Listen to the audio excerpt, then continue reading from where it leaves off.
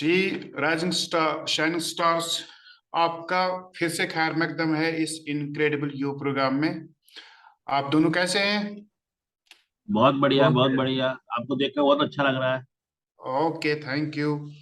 तो हमें आप दोनों के पास मैनुअल होगा। हमें जो आज एक्टिविटी अभी करनी है उसका नाम है इनर डीएनए। तो इसमें हमने देखना है आज बेस लाइन क्या होती है।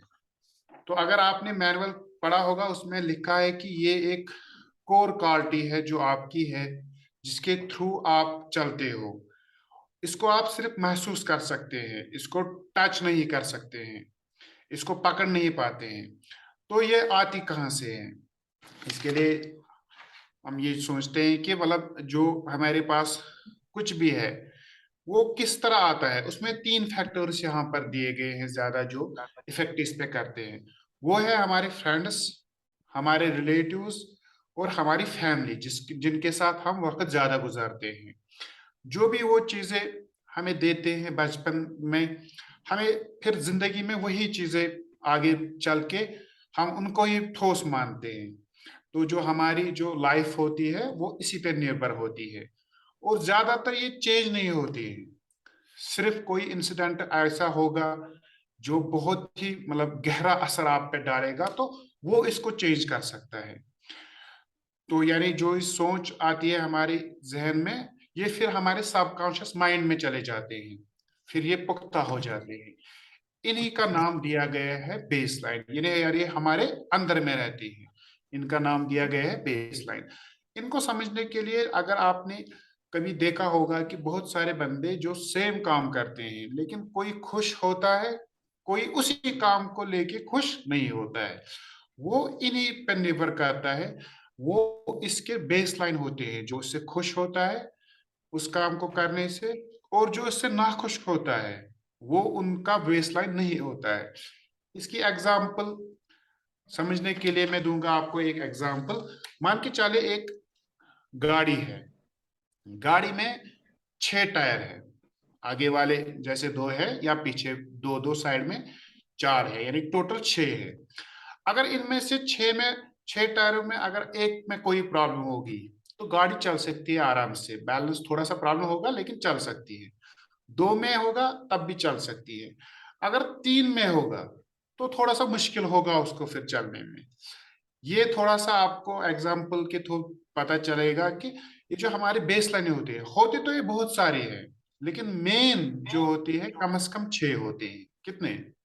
6।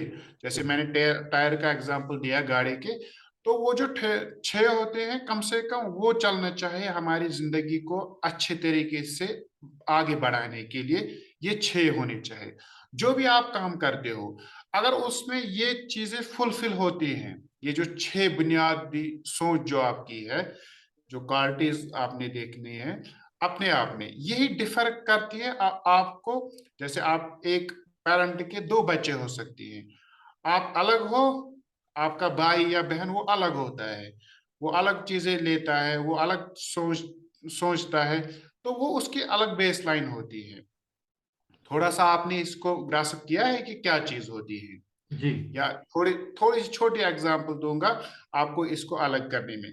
जैसे मान के चलिए आपके एक बेटी है और एक बेटा है।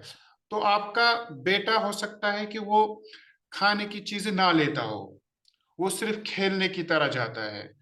और आपकी बेटी हो सकती है, उसको पसंद है कि मतलब वो खाए।